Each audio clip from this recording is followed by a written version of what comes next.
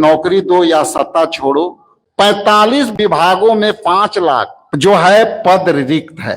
बिहार के paper leak का अड्डा किस सरकार ने बनाया है? बीपीएससी और एसएससी, नीट और यूजीसी पेपर लीक मामले में अब तक कोई भी कार्रवाई नहीं हुई कि संविदा कर्मियों के साथ साथ जो धोखा आप दे रहे हैं इनको रेगुलर नौकरी देने का काम करें।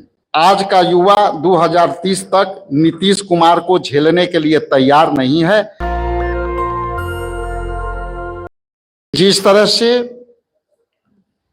यहां बीजेपी के समर्थन से जदयू की सरकार चल रही है और हम भारतीय राष्ट्रीय कांग्रेस पार्टी के तमाम कार्यकर्ता और नेतागण इस प्रेस वार्ता से बीच बीच में जो प्रेस वार्ता होती है, हम सरकार को मुद्दा विहीन सरकार को उनके मुद्दे पर लाने का प्रयास करते हैं, जिसमें आपको भी मैं शामिल करने का प्रयास करता हूं। मुद्दा विहीन इसलिए भी है कि जैसा कि आप जानते हैं कि नौकरी दो या सत्ता छोड़ो, ये एनडीए गठबंधन की सरकार यहां चल रही है और विगत कुछ दिनों से आपने देखा होगा कि चुनावी वर्ष में भी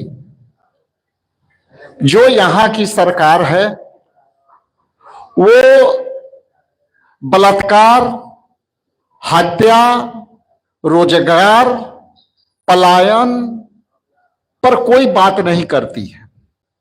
बात केवल इधर से उधर, इधर से उधर, जैसे ये सरकार उस तरह की सरकार चल रही है कि पड़ोसी के घर में क्या हो रहा है और पड़ोसी में जैसे एक दूसरे के काना फूसी चलता है, जिस तरह से एक पड़ोसी दूसरे के आंगन में क्या हो रहा है उनमें इनकी सारा समय जा रहा है। इसलिए मैं आपको शामिल करते हुए उनको हम अपने मुद्दा पर चाहते हैं, उनके भटके हुए राही के तरह उनको राह दिखाना चाहते हैं।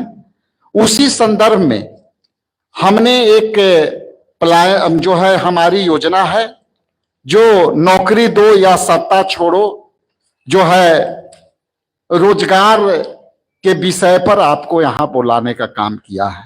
जैसा कि आप जानते हैं और आपके बीच रखना चाहते हैं कि 12 जून को हम एक कार्यक्रम 25 जिलों में जो है हम रोजगार कार्यालय जो सरकार की होती है, प्रत्येक जिले में रोजगार कार्यालय को हमारे हजारों हजार कार्यकर्ता के नेतृत्व में और हमारे 25 जिलों में भारतीय राष्ट्रीय पार्टी के, कांग्रेस पार्टी के, युवा कांग्रेस के वरीय नेतागण, कांग्रेस पार्टी के राष्ट्रीय स्तर के नेतागण एक समय में एक साथ 25 जिलों में जो है वो प्रोटेस्ट करेंगे, आंदोलन करेंगे और उस आंदोलन का एजेंडा नौकरी दो या सत्ता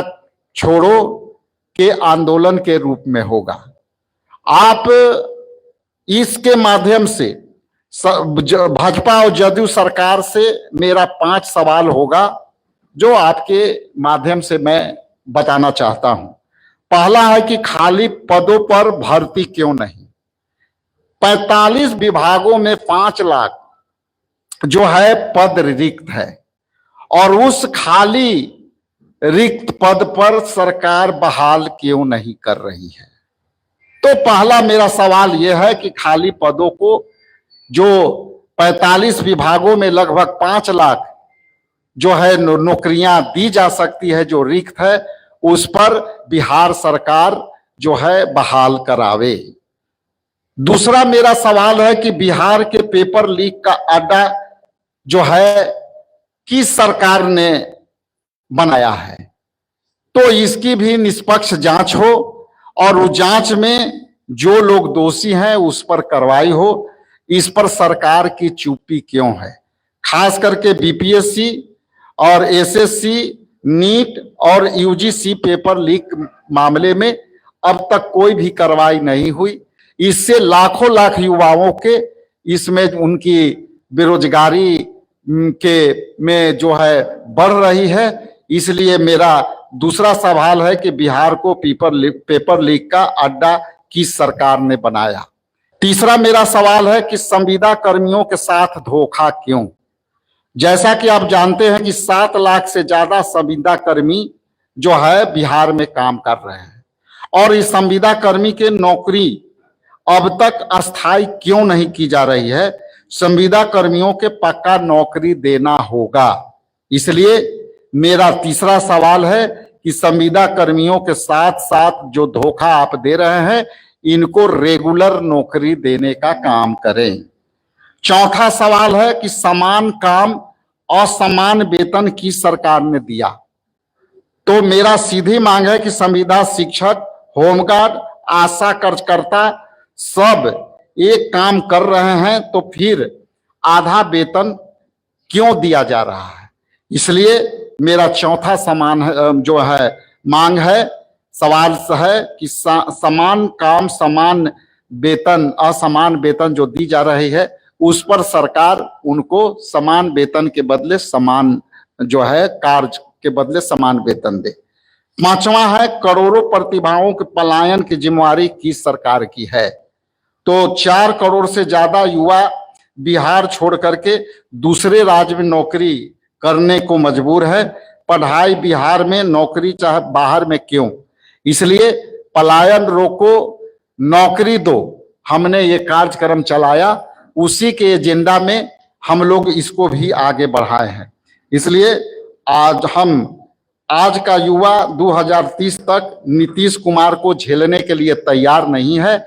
इसलिए आपको यहाँ मैंने कष्ट दिया, लेकिन अंत में मैं संक्षिप्त में जरूर ये बता देता हूं कि ये जैसा कि मैंने कहा कि 25 जिलों में हमारे राष्ट्रीय स्तर के नेता जो है रोजगार भवन के सामने प्रोटेस्ट करेंगे और मांग करेंगे कि बिहार में जो रिक्त 5,45,000 विभागों में 5 लाख जो नौकरियां रिक्त है उस पर बहाली हो। दस्तक की आपसे गुजारिश है कि अगर इसको बचाना चाहते हैं तो नेशनल दस्तक को सब्सक्राइब करने के लिए रेड कलर के सब्सक्राइब बटन को दबाएं, फिर बेल आइकन की घंटी दबाएं। नेशनल दस्तक को बचाने के लिए बहुत जरूरी है कि हर खबर को शेयर करें, लाइक करें, कमेंट जरूर करें।